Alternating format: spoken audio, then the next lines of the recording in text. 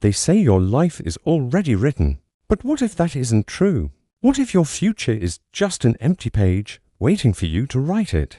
This is the story of a boy who had nothing, not even a single coin. Yet one day, people lined up and paid just to learn from him. In a forgotten town lived a 12-year-old boy named Arjun. He was so poor he couldn't afford notebooks for school. His pockets were always empty, but his mind wasn't.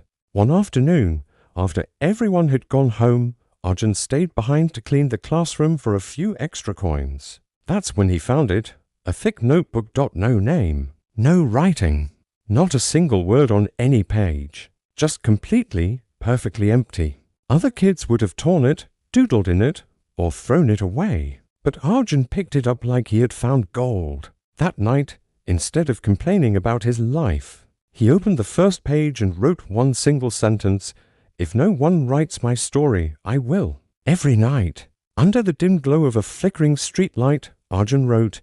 He filled the pages with ideas, with dreams, with lessons he learned while helping his father repair bicycles. He wrote about the problems nobody talked about: broken tools, broken roads, broken hopes.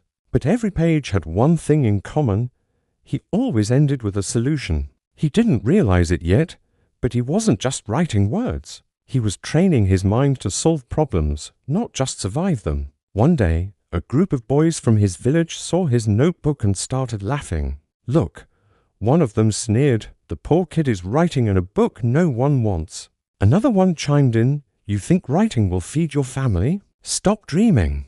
Go work like the rest of us." Arjun said nothing. He simply closed his book and walked away. But inside, a quiet voice whispered a promise to himself. "One day, they will read what I write." Years passed.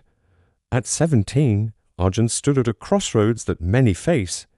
He could drop out of school, get a full-time job, and start earning money right away.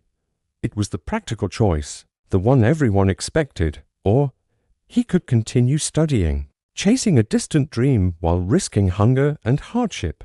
That night, he opened the same notebook, which was now filled with years of thoughts, struggles, and ideas. On the very last empty page, he wrote, "If I stop now, this book ends. But if I continue, the world may someday read it." He made the harder choice. He kept studying. He kept working odd jobs. And he kept writing, even when his stomach was empty and his future uncertain. At 21, Arjun entered a national competition called Innovation for the Future. The hall was filled with polished contestants. They arrived with glossy proposals, printed designs, and high-tech presentations on shiny laptops.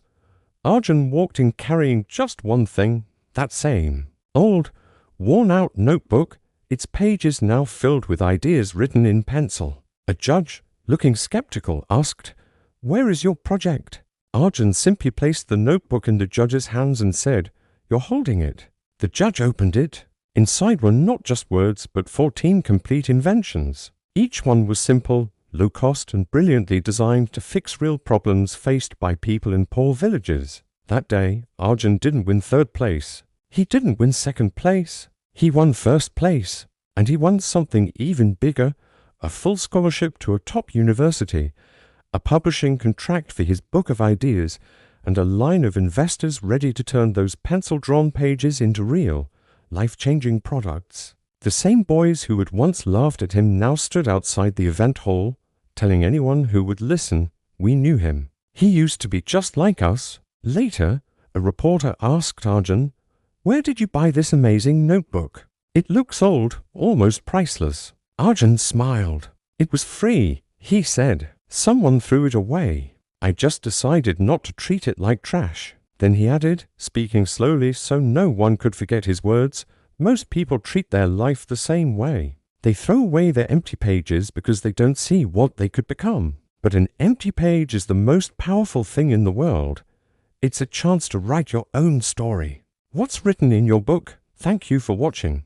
If this story moved you, please consider subscribing and sharing it with someone who needs to hear it. We'll see you in the next one.